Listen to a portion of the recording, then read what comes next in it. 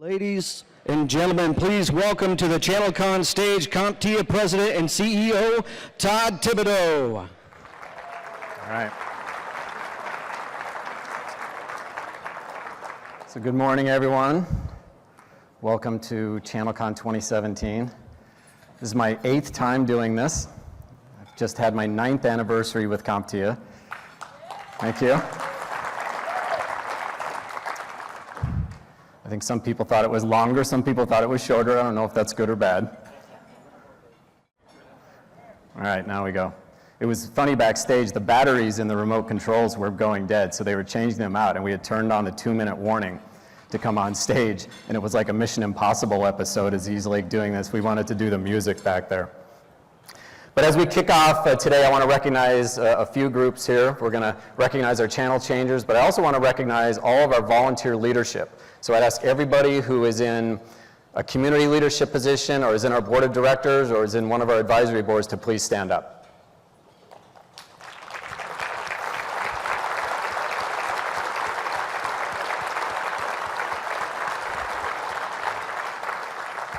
Because, you know, without these folks, we really can't do all the things that we do for the industry. They're the ones who give us the ideas and the leadership to really help us understand where the industry is going, what are the challenges, what are the opportunities. And a special group that we've recognized now for the last few years are our channel changers. And I'd like to recognize over here at the table we have Brandon Garson from Continuum Managed Services, Melissa Lyons from Sophos,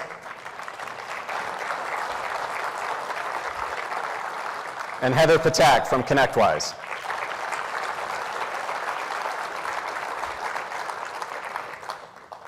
But to kick things off today, I really want to talk about an issue that's kind of at the forefront of our industry and has been for quite some time, and that's diversity. So diversity means a lot of different things to a lot of different people. So let's start off with some definitions.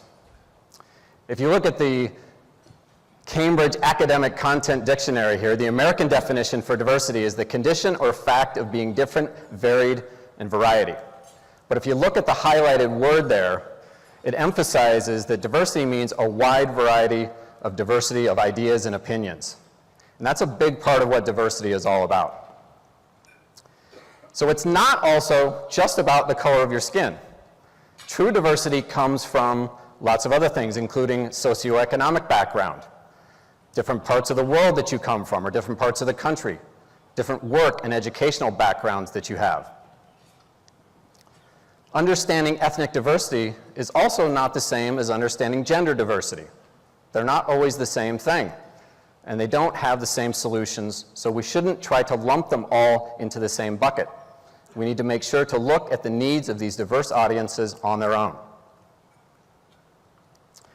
We also see inclusivity a lot of times discussed in the same context with diversity.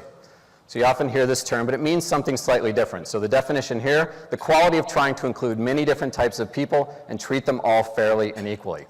I think that's a pretty good thing to strive for. So in the process of being diverse, you can create an audience or environment that welcomes everyone to that level playing field. So inclusivity isn't about quotas. It's not about hitting some arbitrary benchmarks. It's a way of thinking.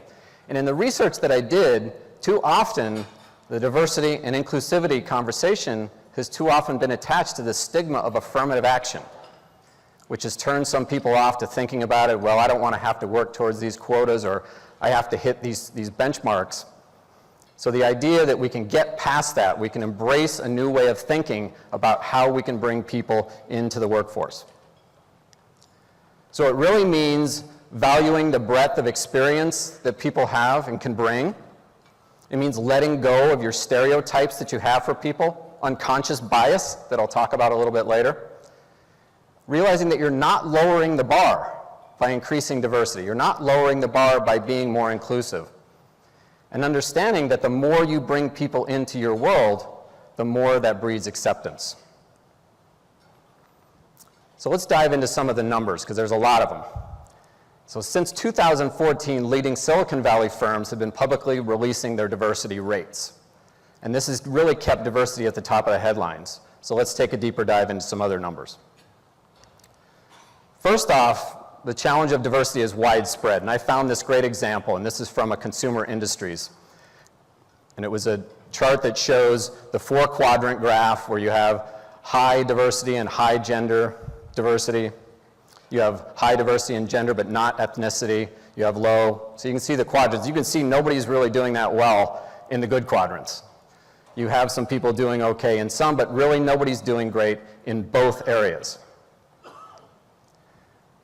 The data that we see that is quoted really widely came from an exhaustive study by the EEOC, and it highlights the fact that Hispanics and African Americans are underrepresented in the tech sector by a 2-to-1 margin.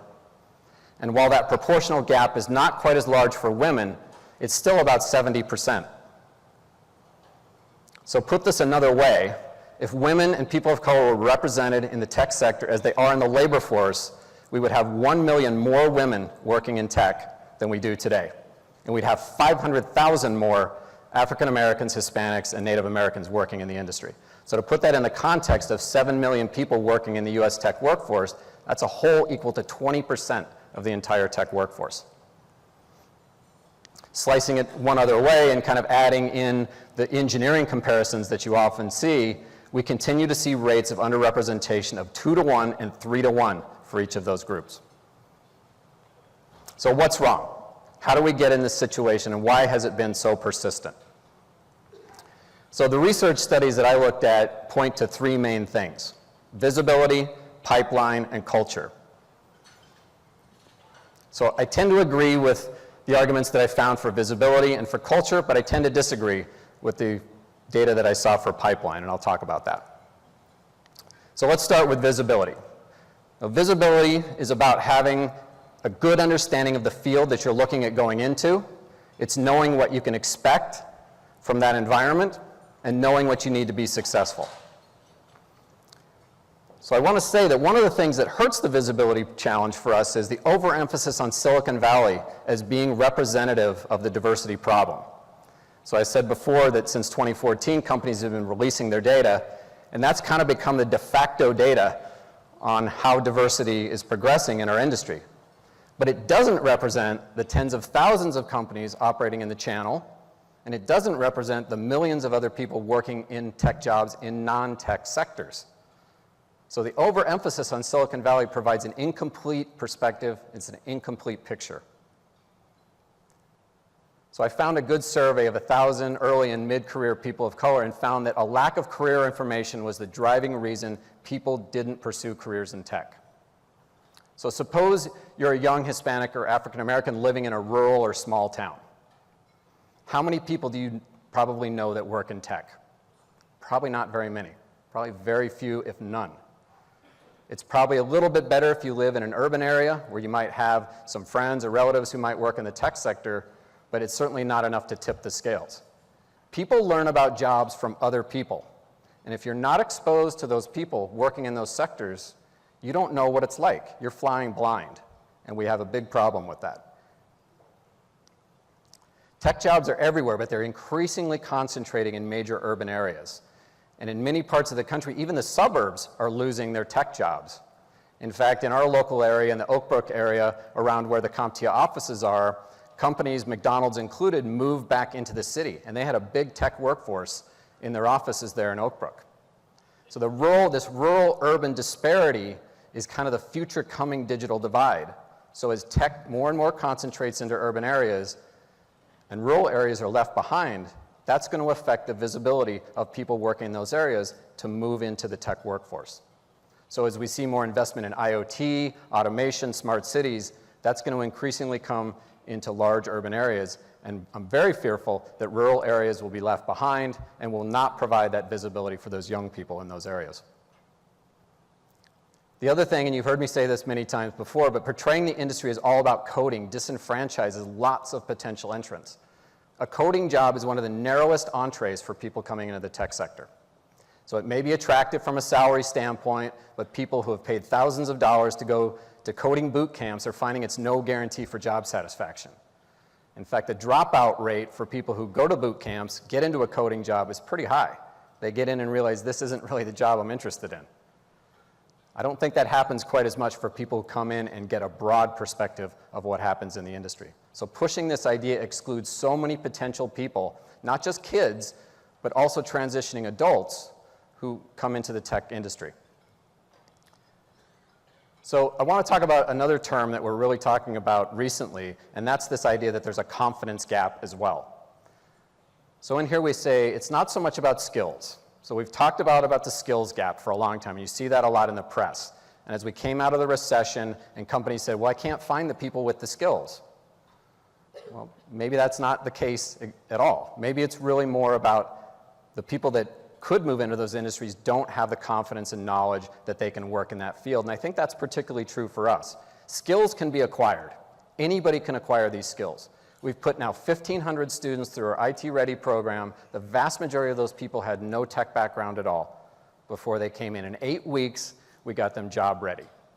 So skills can be acquired, but that confidence gap that you can succeed in a particular industry, and particularly in our industry, where it's put out there that you need to have math and science, you need to have all these other things, you need to have a college degree to be successful in this industry, that's really contributed to this confidence gap. If we can get people over that gap, or we can narrow that confidence gap, we can get more people into the skills pipeline, and we can address that. But I think we're starting to understand that that confidence gap is bigger than we thought, and bigger than the skills gap, and is more of a challenge for visibility. So let's talk about pipeline now. And this is, I said, the issue that I disagree with. But this doesn't mean that we don't have an overall industry-wide pipeline that I talked about last year. We definitely have a deficit of young people coming into the industry. But the data certainly doesn't back up the fact that pipeline and the shortfall in perceived pipeline is a part of the diversity problem. If you just look at A+ test takers, so 2/3 of the people who take A+ come from other industries. These are people who have degrees or don't have degrees. They might work in marketing, they might work in education, they might work in some other field. But the primary number of people who come into our industry as adults, obviously coming from other industries. This has been a consistent number going back. So if we think about it, the tech industry is a magnet industry. It draws people to it. We rely on this flow of other people from other industries to come in to fill the jobs that we have. But they're being dramatically underutilized.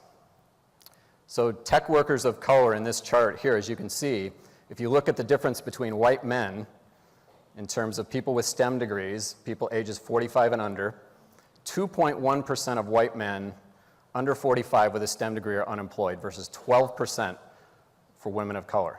This means a huge number of qualified people who aren't filling the pipeline could be. They're out there. They could be moving into this industry. 110% and 195% more dislocation for those audiences than there are for white men in the tech sector. So in round numbers, you look at the study from the National Science Foundation, there were 270,000 Americans of color ages 45 and under with a bachelor's degree, a STEM degree. That represented 19% of degree holders. But then you look at another number, they earn nearly 18% of computer science degrees, but hold only 5% of tech jobs.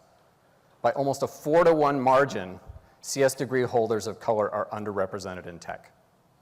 So you can look at number after number after number. You find these 2-to-1, 3-to-1, 4-to-1 underrepresentations versus what's out there and available from a pipeline standpoint. They're getting the degrees, they're doing the work, but they're not finding their way into the industry. Most entry-level jobs in our industry are good jobs. You come in, you get on a help desk. You come in, I heard someone we talked to yesterday, he's got his entry-level people doing really entry-level stuff. They're cleaning equipment, they're organizing cables, they're putting all this stuff together. That's a pipeline for that person. They're getting, kind of coming into the system, understanding how the company works. And there's some people doing some really great things, especially in the SMB space. And I want to highlight 2 people from our board, MJ Shore's company and Amy Cardell's Clever Ducks. They have amazing onboarding programs for individuals that come into their company. They get them certified, they get them trained, they help them with their soft skills, they expose them to customers, they do all these great things that probably aren't done to the same degree in large companies.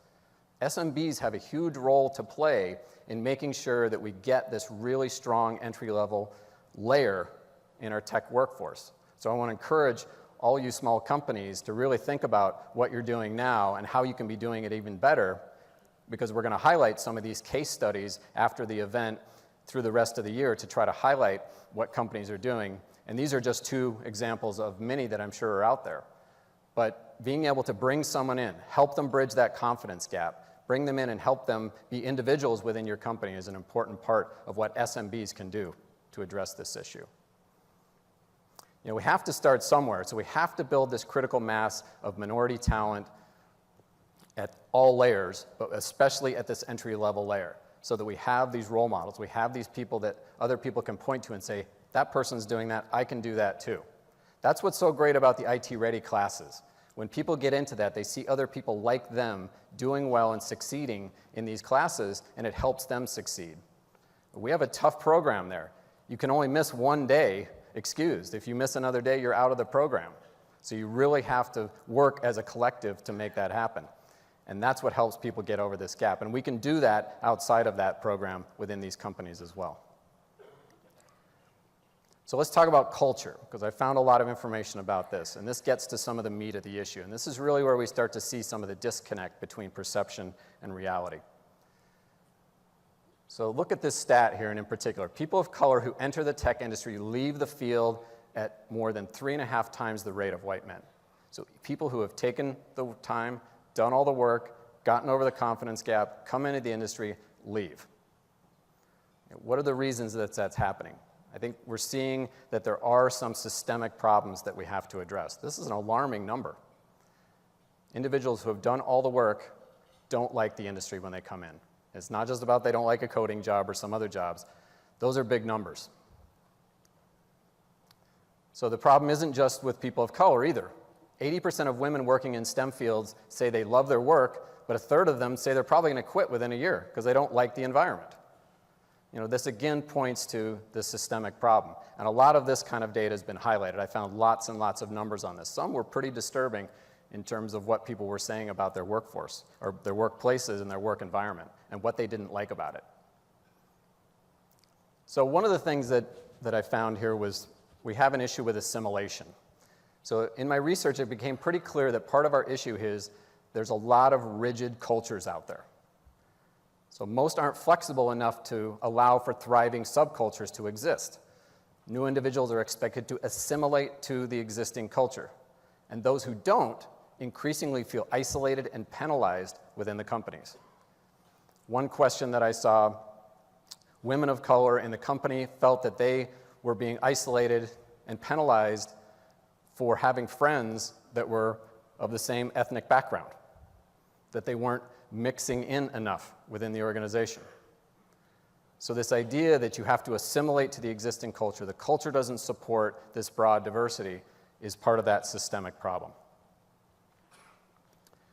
So we need to make sure that when people come in, that it's not just about, okay, we bring them in, we let them do their work. There has to be some extra help. There has to be some extra investment in higher retention of people so that we don't see these rates of bleed that we saw, that 3.5 times higher rate of bleed for people out of the industry. Because we can't afford that. We can't afford people who have made that leap to then leave, because we have to replace them again. It's like replacing them twice. We have to make sure that people feel welcome and that they feel productive and that they can be part of the team without sacrificing their individuality. And that's not happening today. So here's a stat. Roughly 94% of respondents that work for a tech company felt their companies got a passing grade for diversity. This was from a study from a group called Atlassian. It's one of the most startling findings that I saw out there. Because when you dig deeper into that, you see why. So individuals working in the sector, about 72% say their company is doing a good job with diversity, that it's important to their company. About 75% say, yeah, my company has a diversity program. 60% say, my company is making an effort. 48% say that greater diversity is, my company has great diversity, relatively speaking. All right, so about half of people are on board with that, and some of the other numbers are higher. But then when you go and look at how they feel like the work that they need to do, a vast majority of people say their company doesn't need to do any work or only needs to do a little work. very few people think their company actually needs to do a lot of work. So these are all consistent. When you ask people about how they feel about their company at large, it's like when people say, how is the economy doing? The economy's doing great. How are you doing? I'm doing terrible. Or the reverse. We see that in surveys all the time. People look out and say, yeah, my company's doing okay. But then when you ask them about them, we see some different numbers. Only 19% of people think their company has an inclusive work culture, is welcoming to everyone, and works well together. So they think 94% think my company's doing a good job, but when it comes to them personally, less than 1 in 5 think their company is actually doing a good job. So when the rubber hits the road with them, the real numbers start to come out. Only 20% think their company is a meritocracy and that everybody is treated equally.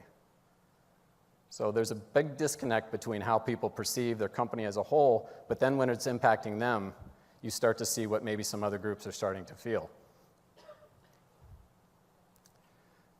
So now we can talk about some of the benefits. We got through all the bad stuff there and the challenges that we saw, but there are some benefits that are starting to emerge. So more and more research is being done demonstrating the benefits of diversity, and they aren't just soft benefits either.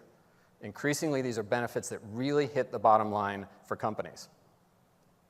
So it really boils down to 8 main areas. Faster innovation, by having a broad set of perspectives and opinions, allowing different types of teams to form, having that inclusive culture. Better customer insight. So if your customers are from a wide range of backgrounds, being able to have more people in. So think about the healthcare bill that was done in the Senate. You had 13 white men doing this. They had no women, they had no people of color in that, and it blew up in their face in a way. So having that customer insight is really important, and you need different people on your team to be able to do that. More productive teams I talked about, better use of available talent, greater financial returns, I'll talk more about that, lower turnover, easier to raise capital. People are providing capital, private equity firms and other people are more likely to provide capital today to companies who have good diversity numbers. And then greater market share. There's hard data emerging around all those numbers that show that greater diversity, greater inclusivity leads to better results in all 8 of those areas. If you look at just the financials alone, there was a study done by Intel, along with another group, Dahlberg, and they demonstrated that a 1 percentage point increase in diversity towards a good representation leads to a 3 percentage point increase in revenue. And a 1 percentage point increase in diversity leads to a 0.35 point increase in operating margin.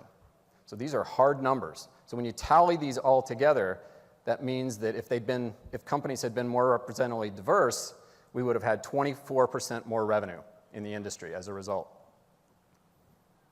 So another study found that companies in the top quartile for gender diversity were 15% more likely to surpass industry norms, and those in the top quartile for ethnic diversity were 35% more likely to succeed industry norms. And then further, companies that are in the bottom quartile weren't just lagging, they were actually rapidly losing ground to people up the chain. So the further up from the bottom you went in reaching those top quartiles for ethnic diversity and gender diversity, the results accelerated. So they accelerated negatively going down as well. So all total, the industry is leaving about $400 billion a year on the table by not having a workforce that better reflects the available pool. All right, so we've looked at the definitions, the numbers, the challenges. How do we move ahead? So I'll give you 5 steps to take away today. The first is to focus on unconscious bias. This is making the unconscious conscious. So unconscious bias is kind of a fancier word for stereotypes. Women aren't good at science. That name is funny. They won't fit our culture. And this is a big one. They won't fit our culture. That's a big way to exclude people by saying, well, they're not really a cultural fit. That's stopping a lot of people from looking at that diverse audience because they're looking for more people unconsciously, most of the time, that look like them, talk like them, think like them. This happens. It's human nature. But we have to make that conscious to be able to get rid of that unconscious bias. Being able to start with a diverse slate of candidates, standardizing hiring practices across departments. These are all things that you can do to bring the unconscious to conscious. Step 2 is to prioritize diversity and inclusion. So you want to approach this as a market issue. You have to go out and seek diversity. These people are not going to come to you. We talked about visibility. They don't necessarily know what to look for. They don't know where to go to find these jobs, who to talk to. You're going to have to go out and do a little bit more work. You can't just post the job and expect that this diverse slate is going to come to you. It's probably not going to happen. You're going to have to do the work to go out and find those people. Find out where you can reach them, how you can reach them, the different ways you can reach them. You need to set measurable goals for yourself to make sure that you're working towards something, and then putting your money where your mouth is and investing in that work to find those people. But if you're approaching this as a market issue, relative to those financials that we talked about, increasing your capacity to earn, to serve your customers, to do all these things better, you can make it that imperative. Step 3, and that's filling your pipeline. Finding the people, so starting searches earlier and be proactive about those. That's one of the main things that I saw in the research that I did, was that the earlier you start searches, even before you actually have an open rec and you know you might have a job out there, is to start doing that work so that it's not last minute, okay, we post it, we get some candidates, we sift through those, and then we find someone from that audience. Starting your searches earlier allows you to be more proactive in going out and finding that pipeline and searching for those people that you want to be part of that mix. Recruiting these non-traditional candidates, and these include people who don't have college degrees, people who came from other industries, people who come from different backgrounds, to make sure that you're seeing that broad mix. You might be missing lots of diamonds in the rough here by not doing that, by just posting a job and letting people come to you. You're probably going to get the same pipeline that you've always gotten, instead of going out and trying to find more new pipeline. Making diversity part of your brand. A lot of companies are doing this, and I think that was one of the reasons that the companies in Silicon Valley started releasing the data, is I think they thought they would see this big improvement in their diversity stats from their efforts, and that it would help them. A lot of the companies haven't done quite as well as I'm sure they would hope, but other small companies are starting to make diversity a part of their brand as well.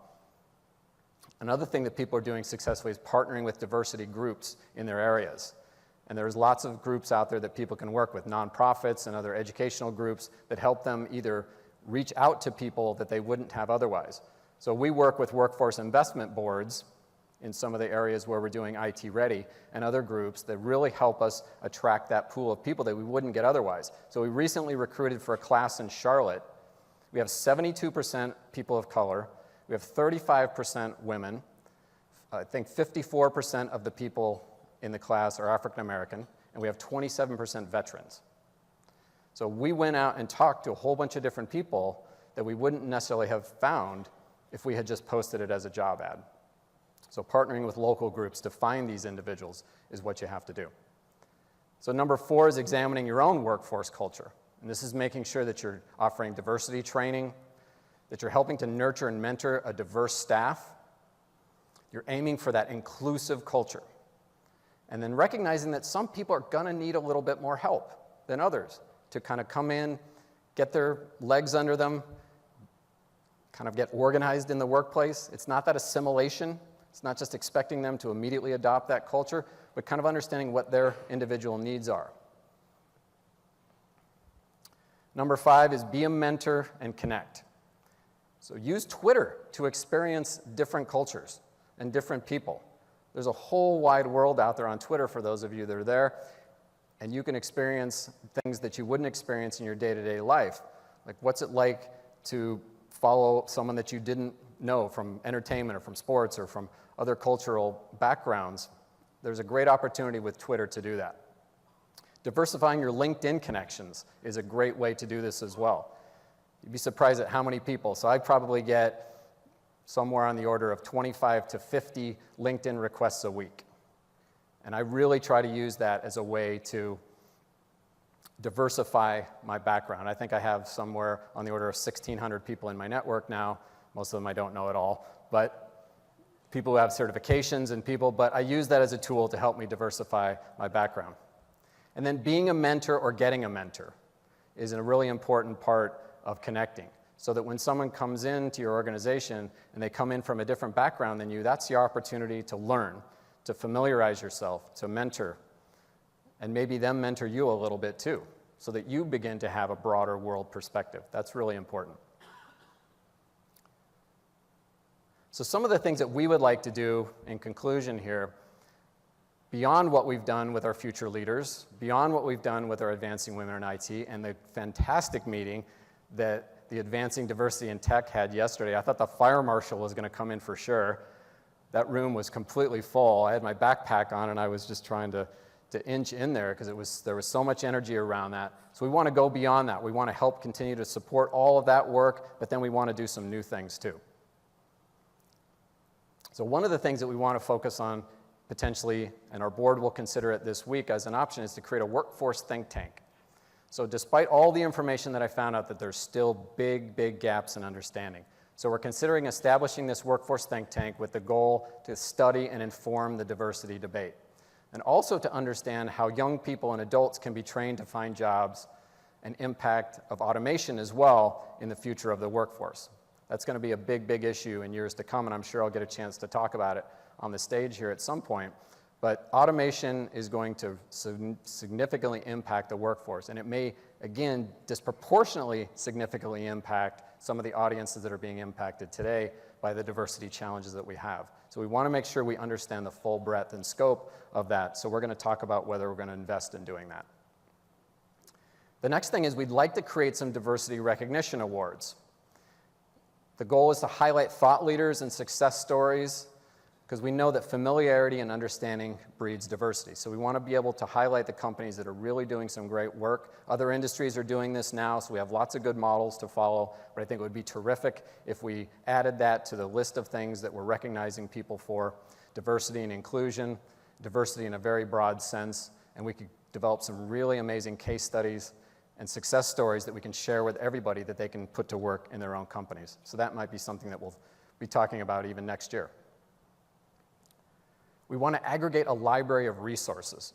So when I did my research, I went out and found lots of different studies. There's firms that are starting to specialize in helping companies with their diversity challenges, not just with training, but with best practices in the industry. But I think we can put together, and this is one of the things that we do well, we think, is to build these libraries of content and information that highlight best practices, roadmaps, benchmarks, thought pieces, some good resources for you to put to work in your own company. So we'd like to develop a library of these resources for our members in the industry. We're also supporting a couple other groups, and thanks to Scott Barlow from our board, because he seemed to be the only one that found this group, the Tech Student Association. This is a group that's flying completely under the radar. They have 250,000 student members. They have thousands of teacher, mentor, and parental leaders from across the country, and are probably doing more to expose kids to the amazing opportunities in the tech sector than any other group we've come across. You can see this is the picture here. This is the new student leadership for the Tech Student Association. Nancy Hammervick and I went down to their national conference in Orlando, which is highlighted there on the right, and we got to see speeches from these kids who were doing their campaign stump speeches for us up on stage, and the kids were just absolutely amazing. Some of the things that they had middle school kids doing, the challenges that they had them doing that incorporated coding and robotics and Bluetooth and cloud and all these different things, mobility, into one amazing application that these kids showed us in one of the challenges we saw. But we hope to do more to support the Tech Student Association, along with the work that we talked about last year with our Next Up program, to really help reach more and more kids. So you think about the robotics program, which is viewed as a really successful tech program for kids. They've barely reached the number of students that these people reach every day. So it's amazing what they do. I estimated that they're probably getting about $60 million a year in volunteer hours from people, whether it's teachers or students or parents or different mentors in the different states. They're actually getting funding directly from school districts in a lot of areas, which is amazing. They're operating in rural areas, urban areas, really across the country, 3,000 schools.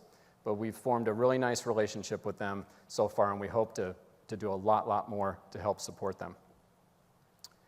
But then remember, we can't ever give up. The last thing we want to do is give up on anybody. Because I said earlier, we can take anybody who has the commitment, wants to do it, we can get them the skills, we can get them trained, and they can work in this industry.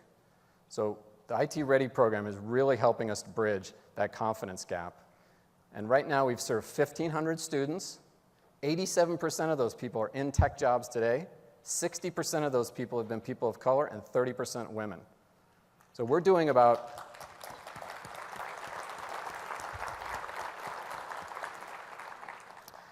That number there in terms of diversity, we're doing about 4 times better than the industry in our program. And it's just accelerating. Being able to go to different parts of the country, interact with different types of groups. It's amazing what the program has become.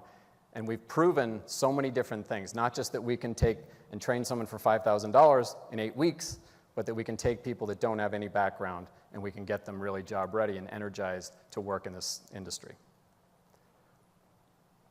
But the last thing I want to leave you with is a challenge, and that's for everybody attending the event here. By the end of the event, try to connect with 3 people from a different gender or ethnic background on LinkedIn.